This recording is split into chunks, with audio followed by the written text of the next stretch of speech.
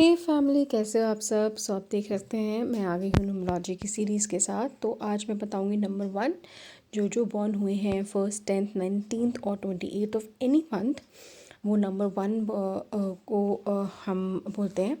ठीक है, न्यूमरोलॉजी में वो नंबर 1 ही होते हैं। 1 + 9 इज़ 10, देन 1 हो जाते हैं। 2 + 8 इज़ 10, फिर अगेन 1 हो जाते हैं। That's how it is. ठीक है, सो आप जब जो लोग नंबर 1 को बॉर्न हो, नंबर 1 हो न्यूमरोलॉजी के हिसाब से, एंड या फिर आपके फ्रेंड, तो उनके बारे में बताऊंगी, उनकी qualities, likes, dislikes, personality and many more. ठीक है, एंड सबसे पहले मैं स्टार्ट करती हूँ गाइस प्लैनेट से। नंबर 1 का प्लैनेट होता है सूर्य, जो रोशनी देता है हर जगह, एंड बहुत ब्राइट होता है। एंड वैसे ही नंबर 1 की क्वालिटीज़ होती है एंड पर्सनालिटी होती है, आगे हम देखेंगे। ठीक है, सो नंबर 1 जो होते हैं, दे आर द इनिशिएटर। कुछ भी स्टार्ट करना हो, मतलब रिस्क लेना हो या फिर कुछ नया आइडिया हो मार्केट में, they are very early adopter होते हैं नई नई चीज़ों को, बिकॉज़ वो होता भी है कि उनके अंदर की कुछ कुछ को नया चाहिए, कुछ एक्साइटमेंट चाहिए, रिस्क लेना है, बहुत फास्ट होते हैं, जस्ट लाइक उनके प्लैनेट की तरह, सन की तरह। एंड स्टेबल होते, कॉन्फिडेंट होते हैं अपनी लाइफ में, अपने दे लाइक बैलेंस, सब कुछ चीज़ें बैलेंस करना उनको बहुत पसंद है। यस, उनको काफ़ी इज़्ज़त एंड रिस्पेक्ट भी मिलती है अपने आसपास के लोगों से। रिस्क टेकर, जैसे मैंने बोला, चेंजेस उनको पसंद है। उनका बिहेवियर काफ़ी मैच्योर होता है, रिस्पॉन्सिबल काफ़ी होते चीज़ों को लेके। एंड यस, क्या कहते हैं, they like to dominate. So basically उनको कहीं पे भी जहाँ पे लीडरशिप करने का, जहाँ पे लीड करने का मौका मिलेगा, तो वहाँ पे वो सबसे ज़्यादा खुश रहते हैं। उनकी नेचुरल क्वालिटी ही होती है लीडरशिप, एंड इसीलिए उनका नेचर थोड़ा डोमिनेटिंग हो जाता है, वो रिस्पॉन्सिबल ज़्यादा हो जाते हैं, उनको पावर बहुत अच्छी लगती है। तो विच इज़ वाई वो काम करने से कभी भी नहीं हटते हैं, बहुत मेहनती, बहुत हार्ड वर्किंग होते हैं, बट उनके हाथ में अथॉरिटी होनी चाहिए, पावर होनी चाहिए, and then they are ready to do anything. काफ़ी कॉम्पिटिटिव भी होते हैं अपने नेचर में, एंड उनको है कि भाई वो आए हैं इस दुनिया में तो कुछ ना कुछ चेंजेस लाएंगे या फिर कुछ नया करेंगे, अपना नाम बनाएंगे, कुछ ऐसा तो ज़रूर है। And yes, they can not say no easily, because वो वर्कड रहते हैं, काफ़ी उनको काम करना पसंद है, तो they can not say no easily to people. So that is what it is. And schedule task, मतलब अब वो छोटे छोटे गोल बनाते हैं एंड कोशिश करते हैं डेली बेसिस पे वो अचीव करें, एंड उसको फिर नया गोल बनाए अपने लिए। ठीक है, तो ये होगी उनकी कुछ पर्सनालिटीज़ के बारे में। दे आर वेरी फियरलेस, वो डरते नहीं हैं जल्दी चीज़ों से, एंड हमेशा अपॉर्चुनिटी देखने की कोशिश करते हैं, इन्वेस्टमेंट करने की कोशिश करते हैं। And they are the one जो मतलब अपनी लाइफ में, अपनी फैमिली में, अपने आसपास कुछ चेंजेस लेके आते हैं। ठीक है, या तो फैमिली में बिज़नेस स्टार्ट किया या तो फिर कुछ नया लेके आए। So they are the one majorly जो इनिशिएटर होते हैं इस वे में। ठीक है, and now coming to the career के बारे में पहले बता देती हूँ। तो जैसे मैंने बोला कि वो काफ़ी फियरलेस होते हैं, अपॉर्चुनिटिस्ट होते हैं, तो इसी सबसे पहले तो वो बिज़नेस पर्सन होते हैं, जो नेचुरल क्वालिटी उनके अंदर देखेंगे तो बिज़नेस उनके लिए कोई भी बहुत अच्छा होगा, कोई भी। सो वो लेटर और सूनर वो बिज़नेस ही करते हैं मेजरली। अगर जॉब करके फिर बिज़नेस, पॉलिटिक्स अच्छे होते हैं, किसी भी पोजीशन का अगर उनको हेड बना दिया जाए, लाइक मैनेजर या फिर वीपी, कहीं का भी जिसमें उनके पास अथॉरिटी एंड पावर है, अगर वो जॉब में है तो वो खुश हैं, उस पर भी अच्छे से करेंगे। किसी चीज़ को लीडरशिप करना, लीड करना, फेस बनना, वो करने को रेडी हैं, because they are ready to do anything to everything. ठीक है, काम करने के लिए। Now coming to their relationship में इनमें देखा गया है कि ये काफ़ी यंग एज में होता है कि वो प्यार में पड़ जाते हैं, बट बहुत ज़्यादा सक्सेसफुल नहीं होता है for certain reasons. And one of the reason is basically also that कि वो वर्कहॉलिक जैसे बहुत होते हैं। ये तो होता है कि ये अपने काम पे बहुत ज़्यादा ध्यान देते हैं, तो कभी न कहीं रिलेशनशिप में वो अफेक्ट करता ही है। और अगर वो काम पे ध्यान नहीं देते फिर भी उनका रिलेशनशिप अफेक्ट हो रहा है, तो फिर वो तो मतलब दैट इज़ समथिंग कि आपका कंपैटिबिलिटी में इशू है, एंड दैट इज़ समथिंग एकदम डिफरेंट हो जाता है। ठीक है, ना लकी नंबर क्या क्या होते हैं? सो लकी नंबर इन सब के यही 1 नंबर ही होते हैं, 1, 10, 19 एंड 28। मेजरली लकी नंबर यही होते हैं।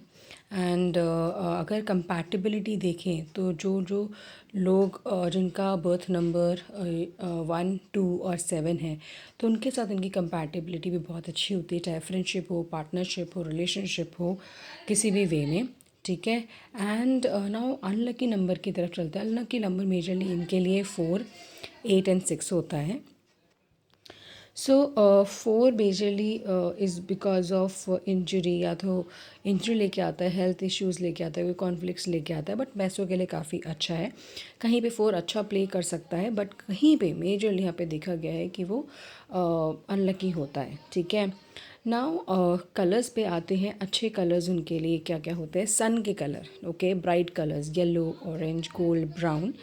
एंड अगर अनलकी कलर्स भी देखा जाए तो ब्लैक और रेड उनके लिए काफ़ी अच्छा नहीं है। तो बच्चे विच इज़ डार्क कलर जो बेसिकली मेजरली है ना, तो वो उनके लिए काफ़ी प्रॉब्लम हो सकता है। तो wear only bright colour, white नहीं, वाइट ना हो बट ब्राइट कलर्स हो। ठीक है।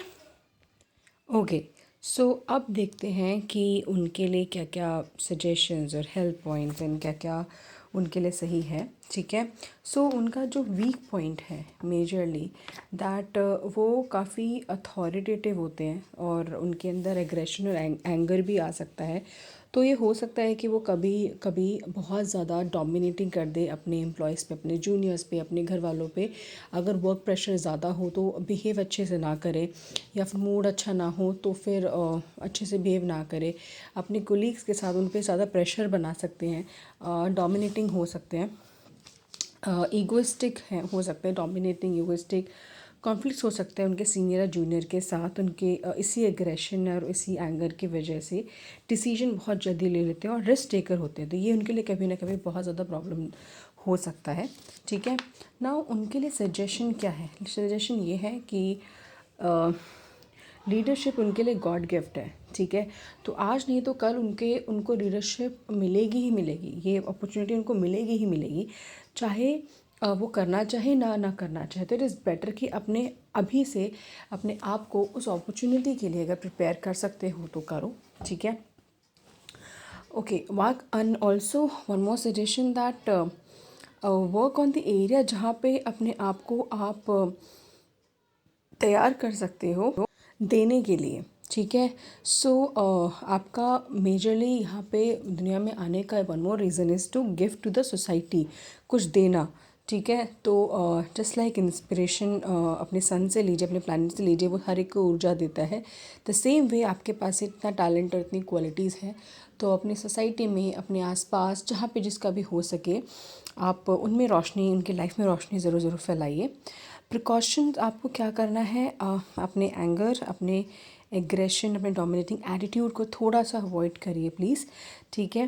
एंड अपने सन की तरह काम करिए, हर एक को रोशनी दीजिए। ठीक है। ओवरवर्क, ओवरबर्डन नहीं करिए, बहुत ज़्यादा इम्पॉर्टेंट है। दैट इज़, अगर आपने ये कर लिया तो बस और सब कुछ आपके लिए पॉसिबल है। हेल्थ इश्यूज़, आपके में जो हेल्थ इश्यूज़ मेजरली देखा गया है, नंबर 1 में is stomach issue, head problem, sir में दर्द रहेगा, दर्द कहीं ना कहीं माइग्रेन इशू किसी न किसी रीज़न की वजह से। ठीक है। दर्द है। एंड नेक्स्ट इज़ जो देखा गया है कि नर्वस सिस्टम में प्रॉब्लम होती है। ठीक है। तो नर्वस सिस्टम में थोड़ी कम प्रॉब्लम होगी। सबसे ज़्यादा हेड में प्रॉब्लम, मतलब हेड में मतलब सर दर्द, सर से रिलेटेड कुछ problems, hair fall, stomach issue and then फिर नर्वस प्रॉब्लम यहाँ पे देखी गई है। ठीक है। So these are the thing. मुझे बताना गाइस कमेंट पे कि क्या क्या चीज़ें मैच करती हैं। ठीक है। Also one more thing guys, bad time अगर आप देखें कि आपके लिए अनलकी टाइम कौन सा हो सकता है जिसमें 4 आता हो, जिस ईयर में, जिस मंथ में, जिस डेट में, जिस टाइम में 4 आता है। Let's say 4th month, 4th which is अप्रैल, और जिस साल में 2000 आई वुड से ये भी क्या चल रहा है, 2020 हो गया तो वो 4 हो गया। सो किसी भी चीज़ का 4 इज़ नॉट गुड। आपको हेल्थ इश्यूज़ या कुछ मेजर चेंजेस इवेंट कुछ ऐसे होंगे इस टाइम पे, छोटे मोटे भी हो सकते हैं, तो उसका बस ध्यान रखिए। So this is it guys. मुझे बताना क्या क्या पॉइंटर्स आपसे मैच हुए, एंड देन मैं फिर नेक्स्ट भी लेके आऊँगी नंबर 2 वालों के लिए। ठीक है, thank you so much guys. God bless you, अपना ख्याल रखिए, बाय।